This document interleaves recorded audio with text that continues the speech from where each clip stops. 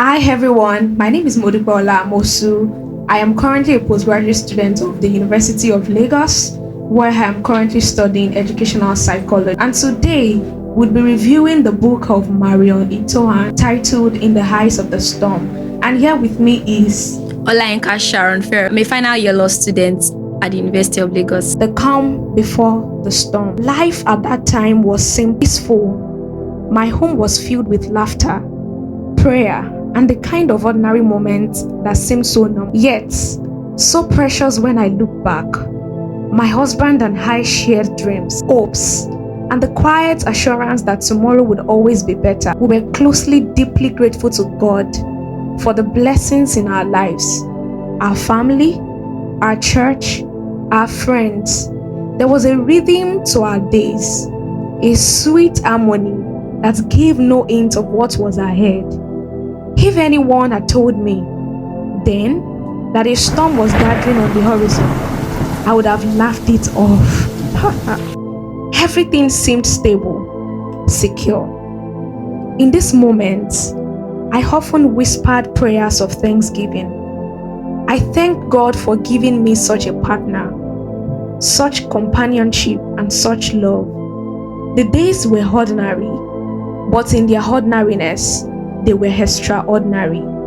I didn't know I was living in what would one day be called the calm before the storm. The beauty of those days now reminds me of how life can shift in an instant. One phone call, one medical report, one unexpected turn, and suddenly what you thought was permanent can be shaken. But at the time, I had to such worries. I only saw joy, and I embraced it fully. Little did I know, God was preparing me, not for more comfort, but for courage, not for more ease, but for endurance. And so, while I enjoyed the storm, a storm cloud was closely gathering, ready to blast everything I believed about faith, love, and God's unchanging presence. The news that shattered my world. The storm announced itself quietly. My husband had begun to feel unwell. At first, it seemed ordinary, something that rests for medication and it could be fixed. We both brushed it aside, telling ourselves it was nothing serious. After all, he was strong, full of life, always active. But as days turned into weeks, the discomfort did not fade. Instead, it deepened. Concern pushed us into hospital. We were at the corridors, where tests were run, and doctors whispered in tones that unsettled my spirit. I remember the smell of antiseptic, the sound of footsteps in long hallways, and the pounding of my own heart as we await the results. Then came the news. The diagnosis landed like a heavy stone thrown into calm waters, sending ripples through every part of my being. Cancer. The word hung in the air, cold and merciless. My heart broke, yet my mind could not fully grasp it. How could this be happening? How could the man I loved, my partner in prayer and in life, be struck by such a cruel disease? I looked at him, searching his face for answers. But he too was silent, caught between faith and fear. In that moment, our world shifted. Nothing looked the same anymore. I felt tears rising, but my heart refused to let them fall in front of him. Instead, I suspended his hands and whispered words of encouragement I desperately needed for myself. God is with us. We will come through this. But inside, my soul trembled. Questions flooded my mind. Why us? Why now? Had God turned his face away? That day marked the beginning of a new journey, the one filled with hospital visits, whispered prayers, and nights of restless sleep. It was the day the storm broke, and my world, once so steady, was suddenly fragile. Yet, even as fear tried to swallow me, I felt a spark of faith refusing to die out. Somehow, I believe God was still here. He had not abandoned us. And so, with trembling hands, but a heart determined to hope, we stepped into the unknown. In the days that followed the diagnosis, I found myself clinging to God's word more than ever before. Faith became my anchor, though at times the waves of fear threatened to pull me under. I gathered scriptures on healing, on hope, on God's promises, and I declared them daily. My husband and I prayed together, sometimes with boldness, sometimes with tears. The house became a sanctuary of whispered prayers and spoken faith. We reminded each other, by his stripes we are healed. God has the final say. Family, friends, and church members rallied around us. They brought food, encouragement, and above all, prayers. Their presence was a reminder that we were not alone. Still, when the visitors left and the house grew quiet, I often found myself wrestling with doubts. Some nights, after everyone had gone to bed, I would kneel beside my bed and cry. I asked God, why this storm? Why my husband? Why now? But in the silence, I also felt him whisper to my heart, be still and know that I am God. It wasn't easy. Holding on to the faith is not the absence of fear. It is choosing to trust God in spite of it. I learned that faith is not loud. Sometimes it is as simple as getting up each morning, praying again, and refusing to give up. Each day was a choice, despite of faith. And though my heart wavered, I chose faith. Even when my eyes saw pain, I held on to the unseen promise that God was still at work. This was the beginning of a journey where faith was not just a word. I spoke it till it became the breath I lived on. The long night of pain. The journey soon grew heavier. Hospital corridors became familiar paths, and the smell of disinfectant clung to my memory. Each appointment carried both hope and dread. Would the results show progress or more decline? Treatments began. They came with their own toll, weakness, pain, and moments when I could barely recognize the strong man I once knew. I tried to stay strong for him, smiling when he smiled, encouraging him when his shoulders slumped. But inside, I often felt like I was crumbling. There were nights I couldn't sleep. I would lie awake, listening to his breathing, praying silently, asking God to ease his pain. Sometimes, I slipped into the bathroom, shut the door, and let my tears flow freely. My pillow carried the weight of unspoken fears. Those nights were some of the darkest. I wondered how long the storm would last, or if it would ever end. Yet, even when in those moments of weaknesses, God met me. A verse would come to my mind. A song would rise in my heart, or a friend would send a message at just the right time. I began to understand that faith is not always about shouting victory. It is often about whispering prayers through tears and still believing. The long night of pain became my classroom. They taught me that God's presence is most powerful when human strength runs out. That, even in the silence, He is there. Wrestling with questions. As the days turned into weeks, the weight of unanswered questions pressed heavily on my heart. I had always believed in God's goodness, His power to heal, His love that never fails. But in the middle of this storm, my faith was bruised by questions I could no longer ignore. Why would a loving God allow this kind of suffering? Why us? Why now? Where was His power when He needed it most? I searched the scriptures with trembling hands, looking for comfort. Job's story became my companion. He too had asked why. He too had lost more than he thought he could bear. And though he never received all the answers, he discovered something greater: God's presence in the midst of pain. There were moments when heaven seemed silent. I prayed and cried, yet the heavens felt closed.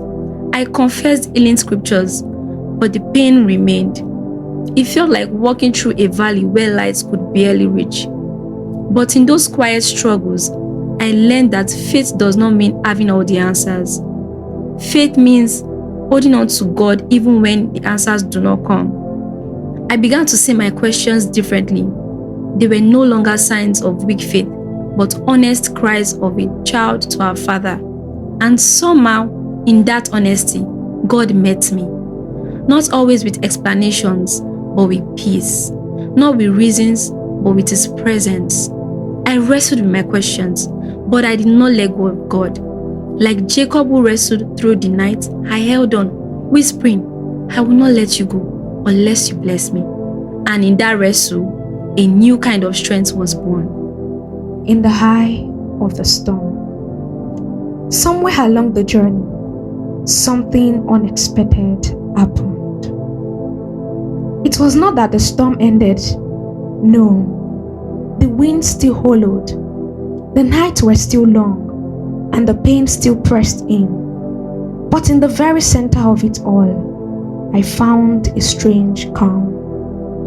It was as though God has placed me in the eye of the storm, that quiet center where chaos swirls all around, but peace reigns within. I cannot explain it in human terms. By every supernatural measure, I should have been broken, fearful, and hopeless. Yet, I often found myself strangely still, even joyful, even thankful. I realized then that peace is not the absence of storms. Peace is the presence of God in the middle of them. It wasn't about waiting until things got better. It was about discovering that God was with me while things were still hard. There were days I laughed sincerely, even in hospital corridors. There were times I sang, even after crying all night. And there were times I simply ate in silence, sat in silence, yet felt carried lifted by a strength that was not my own. The eye of the storm became my place of refuge. It was there that God whispered to my heart, "You are not alone. I am with you. My peace will guard you." I did not know when the outcome of the storm will be, but I began to trust the one who held the outcome in his hands. And that trust gave me the courage to keep waiting, walking step by step through the storm. The final goodbye. There are moments in life you can never fully prepare for, no matter how much faith you carry, no matter how many prayers you have prayed. The day came when I had to face the reality I feared the most, saying goodbye to the man I loved. His strength had grown weaker. The vibrant energy that once defined him was fading. I watched him fight, holding on with courage, holding on with faith.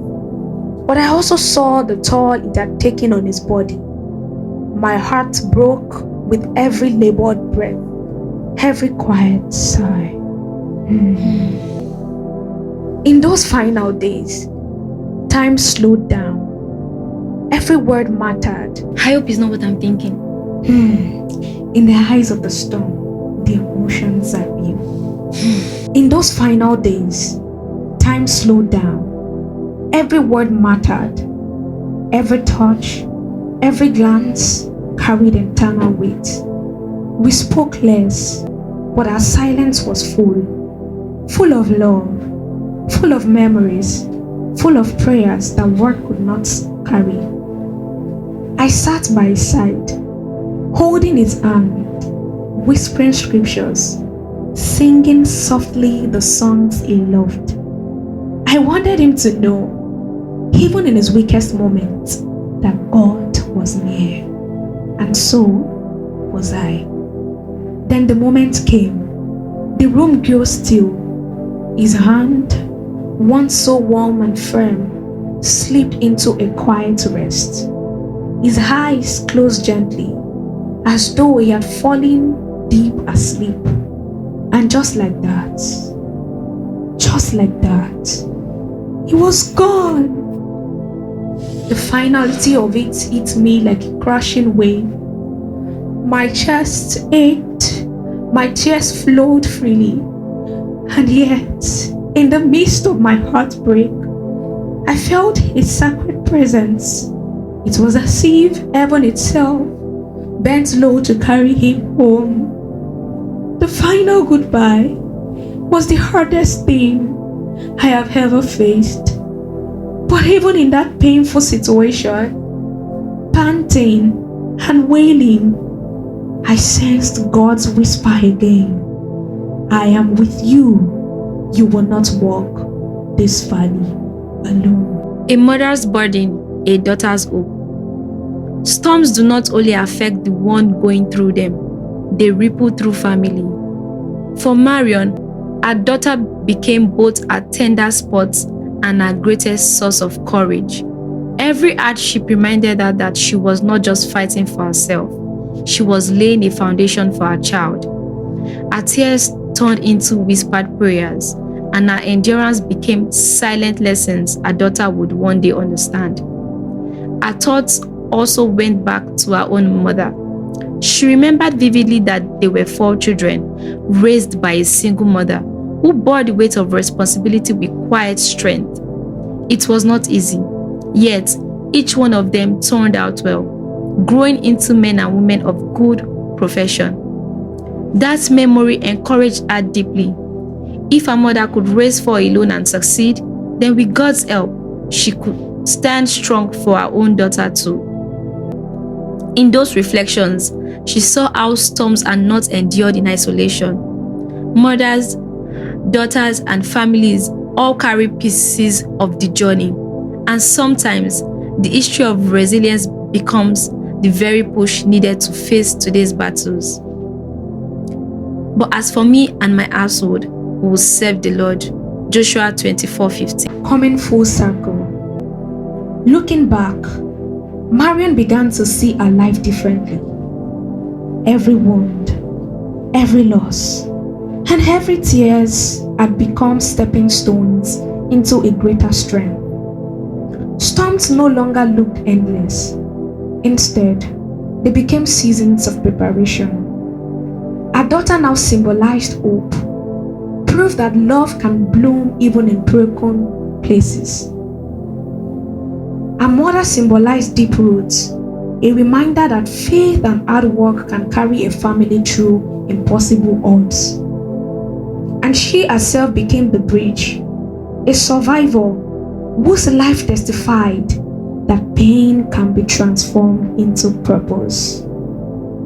Forgiveness became a choice, healing a inheritance, and gratitude a song. She realized storms refine us. They do not define us. They may shake us, but they also shape us. The story closes with our testimony. Storms will come, but God is ever present. With faith in Him, perseverance through trials, and love for family, any woman can rise again. Weeping may endure for a night, but joy comes in the morning. Psalm 30 verse 5. I still remember the day of the surgery. We, my family and I, were waiting outside the theater anxiously. The surgery stretched on, longer than anticipated. Yet, we waited, our hearts in our mouths, as the hour hand inched towards midnight. As the surgeon came out of the theater, I walked towards him, eager for news. He told me that the cancer had now involved a long stretch of bowel and peritoneum. He didn't think the prognosis was good at all. I sighed. Has the full implication of what he had said dawned on me? As a doctor, I understood what he had said, but as a spouse, I would not accept it. A coldness that was difficult to shake filled my heart. During the drive home, sleep would not come. My heart was shattered into a million pieces. I could not find the faith I so desperately needed. Still, I couldn't afford to allow the pain to push through. Everyone was counting on me to be brave. He was counting on me to be brave. While I sat in the car, after we had gotten home, too tired to fight back the tears, I heard God said to me, I have given you the staff of comfort. From that day onward, everything became easier. I decided that even medicine failed, God would not fail. I had seen Him step into worse situations than this. I had read about the miracles that God did and continues to do. I made up my mind to continue to trust that God is big enough to do great things.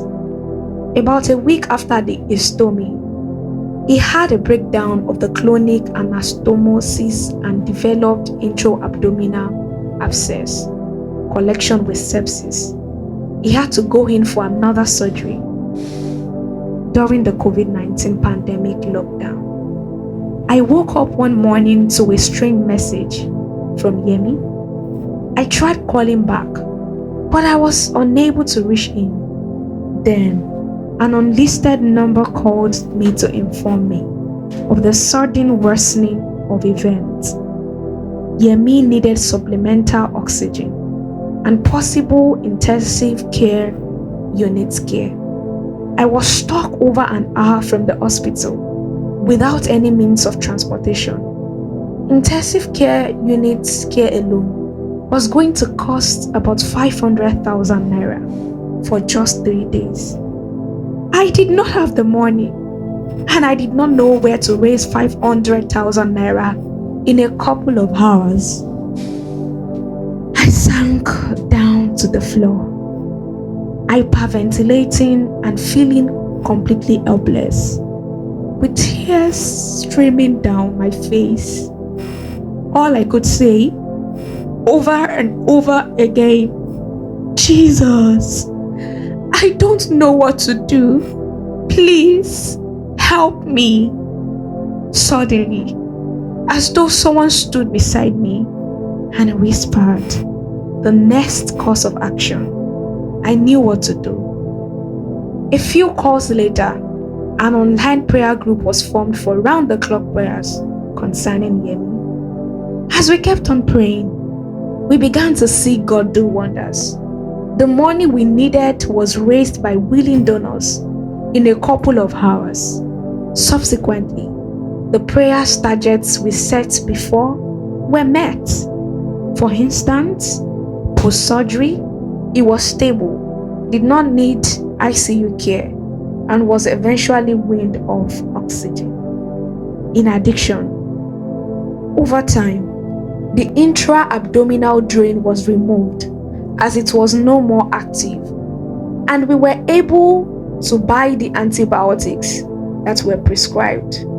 God kept raising helpers and funds kept coming in. However, the extended hospital stay was draining emotionally and physically for all of us. Even though he continued to lose weight and battle infections, we did not stop praying and believing. The oncologist felt he was not fit for chemotherapy or radiation, although the surgeon informed me that it was terminal, and I knew that medically it was terminal. Still, I held on to hope. Not even when he developed pancytopenia did I stop believing. A few days before his death, I poured my heart out to God in tears. So Yemi later died. A few days after my husband's funeral, I came over to my mother's house. She had asked me to visit because she was worried about me. She had good reasons to be concerned, though I wasn't speaking to anyone except my close family members and a friend. I wasn't interested in eating, and sleeping was difficult. I would toss at night, get up while everyone was sleeping, and just sit idly on the floor, searching the internet for an answer to the questions that tormented me. I promised myself as we drove over that I wouldn't have one of my emotional meltdowns during the visit. That evening, as I walked into my childhood room, memories came at me from everywhere. This room had doubled as my sleeping room and my prayer room. Since my medical school days, this was the same room my mother and I had prayed for healing individually and collectively. It was also the same room I heard God speak to me that Yemi would be fine. Now, I couldn't wait to get away. The room was suffocating me. Grief like an arrow pierced through my heart. I tried to ignore it at first, but when my mother persisted in knowing what was wrong, I blurted out in tears. Why didn't God show up, Mom? We trusted Him, we prayed, and confessed His word. Why didn't He show up? We preached to others in that word. I told them my God can do anything. He did a miracle in that word when we prayed for another patient. Why did He leave me hanging? I just don't get it, I continued. If God had shown up, it would have been an outstanding miracle, and many would have believed, starting with the doctors, nurses, and patients. A lot of souls would have been won. So why wouldn't He want that? My mother replied quietly, Sweetie, God didn't let you down. It sure looks like it. And I said, as I continued putting away my things, I felt God had let me down in some way, and I was hurt. It hurt me that He didn't answer me the way I wanted Him to. But now, I see that He showed up big time. His strength saw me through dark days. The funds for the hospital bills were readily available, and my daughter was well cared for. Not once was I called that she had fallen ill. I was often exhausted from the long trips to the hospital, but He kept me sane. Even though God didn't answer me the way I wanted Him to, He was there every step of the way. Now I know that He did not let me down.